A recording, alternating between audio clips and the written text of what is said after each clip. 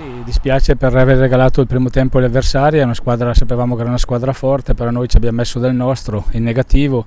Poi il secondo tempo è stata tutta un'altra partita, è una squadra, la squadra che piace a me, è la squadra combattiva, è una squadra che non rinuncia a giocare, che crea palle gol, che va al tiro. Il secondo tempo abbiamo fatto veramente bene, abbiamo creato tantissimo, forse è stato il miglior secondo tempo da quando siamo insieme. Ripeto, noi prima di cominciare a giocare dobbiamo prendere degli schiaffi e dopo che abbiamo preso gli schiaffi abbiamo cominciato a giocare e abbiamo dimostrato di saperci fare, perché poi con la Juve è vero che abbiamo perso, ma abbiamo fatto una grandissima prestazione. Con la Fiorentina per ingenuità, perché siamo una squadra giovane, ci sta che puoi sbagliare qualcosa. Oggi era una partita dove potevamo portare a casa punti, ripeto, per quello che stiamo facendo stiamo raccogliendo poco e quindi cercheremo di lavorare adesso. Dopo una sconfitta sicuramente a livello mentale con le ragazze, quella è la cosa primaria. Di solito dalle vittorie prendi un po' di autostima e crei entusiasmo nell'ambiente,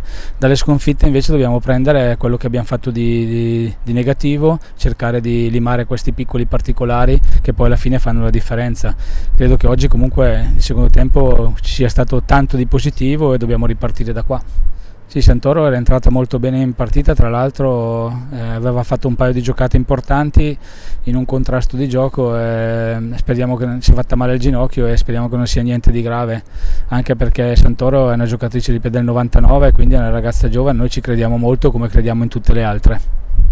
Sì, il primo tempo abbiamo sofferto un po' di più, il secondo abbiamo capito che dovevamo spingere, dovevamo giocare come sappiamo, costruire, alzarci e così è stato, abbiamo creato molte occasioni, tra cui il rigore, il palo, però purtroppo non è finita come speravamo. È una sconfitta un po' pesante proprio perché avevamo creduto, fino all'ultimo ci abbiamo creduto e abbiamo sfiorato il pareggio, quindi cercheremo di vincere la prossima. Sì, la 23 è una bellissima parentesi e mi trovo molto bene e non vedo l'ora di partire con la squadra.